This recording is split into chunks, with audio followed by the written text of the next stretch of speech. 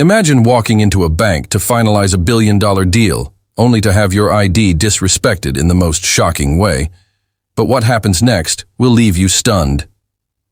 This is exactly what happened to Monique, the CEO of a $3 billion tech company, who had just signed a major partnership that would change the future of her business.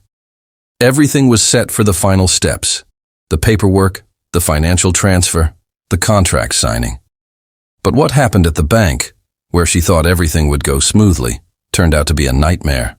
Monique entered the bank that morning, excited to finalize everything.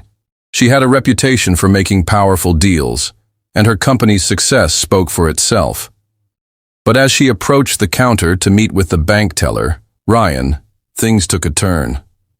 Ryan, a young teller who didn't seem to recognize her, greeted her without much enthusiasm. "I'm here to finalize a deal for a $3 billion partnership," Monique said, handing over her company ID and business documents. Ryan glanced at her ID, and then something unexpected happened. Instead of treating it with the respect it deserved, he carelessly tossed the ID onto the counter as if it were just another piece of paper. He didn't even look up as he continued to shuffle papers. "I'll have to verify this," he said, his tone dismissive. Monique was taken aback. Her ID wasn't just any card. It represented years of hard work, leadership, and a company valued at billions.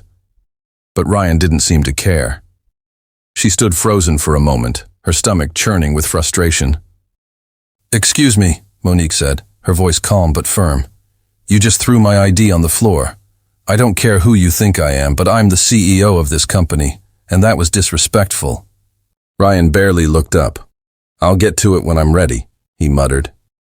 Without a second thought, Monique turned around and walked out of the bank.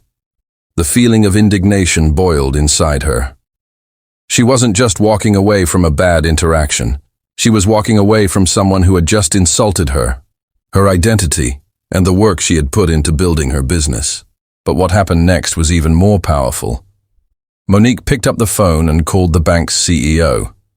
With unwavering authority, she ended the $3 billion deal, taking her business elsewhere.